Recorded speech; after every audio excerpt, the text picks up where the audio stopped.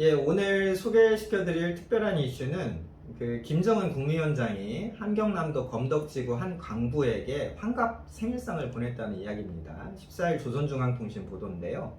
고경찬이라는 이름의 노동자분이 주인공입니다. 이분이 검덕광업연합기업소에서 지금 소대장을 맡고 계신 모양이에요. 한광도 형식적으로는 뭐 중대소대 이런 체계를 가지고 있습니다. 이분이 환갑이신데 아직도 소대장이신 걸 보니까 정말 일반 노동자, 말단 노동자구나, 우리가 이렇게 생각을 해볼 수 있겠죠. 북한에서는 남성의 경우 60세면 정년퇴직을 하게 됩니다. 그런데 아직 안 하신 모양이네요. 검덕광업연합기업소 금골광상 4.5갱 영소대장 직함을 가지고 계신데, 조선중앙통신은 이분이 1961년생들로 꾸려진 소대를 이끌어서 수십 년간 유색 금속 광물 생산에 헌신분투했다, 이렇게 소개를 했습니다.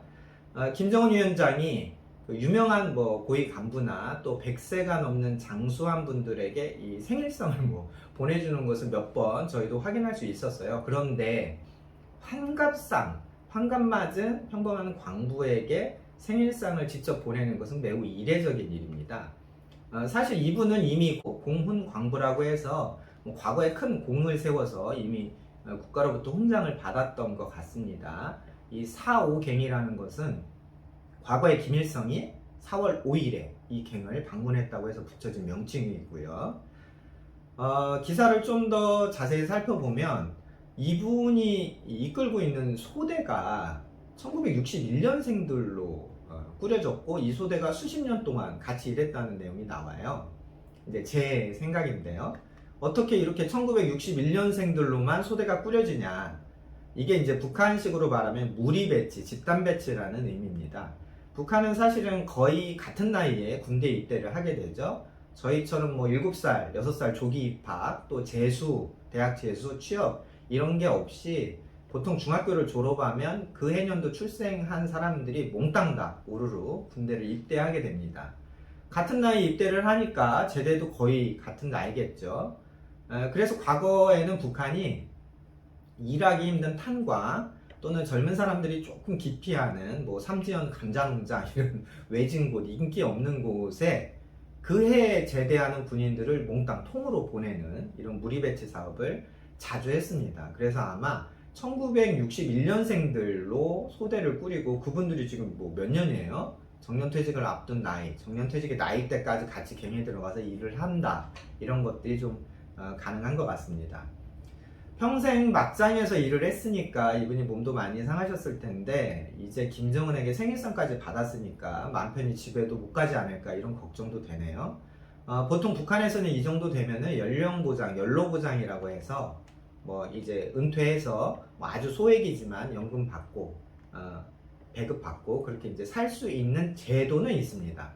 하지만 이제 김정은에게 생일상까지 받았으니까 정년을 반납하고 나는 더 일하겠다, 이런 탄원을 김정은에게 또 올리는 이런 것들도 생각을 해볼 수 있겠죠.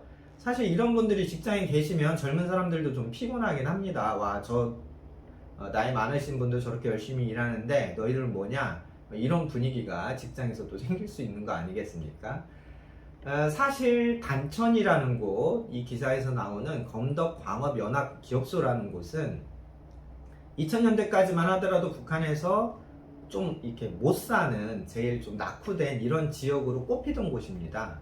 다른 지역이 이제 2000년대 초반부터 시장이 생기고 시장 경제가 들어서고 새로운 활력이 막 생기던 시절인데, 여기는 이제 광산지구이기 때문에 좀 고립이 되어 있어요. 그래서 교통 발전도 더디고 시장 발전도 더디고, 그래서 다른 지역 분들이 좀 단천은 좀 깨지 못했다, 단천 사람들 고정하다, 이런 얘기도 많이 하곤 했습니다.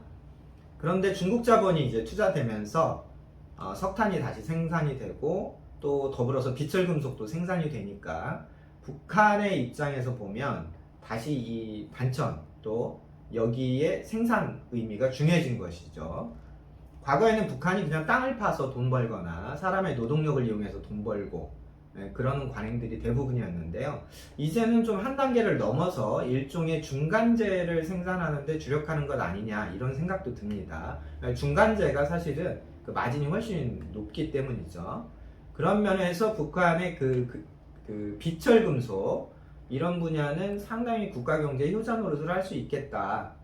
그런 면에서 김정일 시대에는 철저히 외면받던 이 검덕 광산들이 김정은 시대에 다시 주목받는 거 아니냐 이렇게 생각해 볼 수도 있겠습니다. 사실 지난 1월이었죠?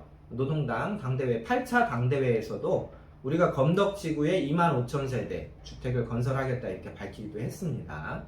사실 북한이 어디에 집을 짓느냐, 어디에 주택을 짓느냐 이런 경로를 좀 따라가 보면 현재 북한 당국이 생각하는 어떤 분야가 잘 나가고 있는지, 김정은 위원장의 관심과 배려를 어디가 받고 있는지 이런 것들도 저희가 유출을 해볼 수 있습니다. 예, 오늘은 북한 김정은 위원장이 검덕광산에 한 나이 많은 노동자에게 환갑생일상을 보냈다는 이야기를 주제로 북한 경제의 아래면, 바닥면을 살펴보는 시간을 가졌습니다. 시청해주셔서 감사합니다.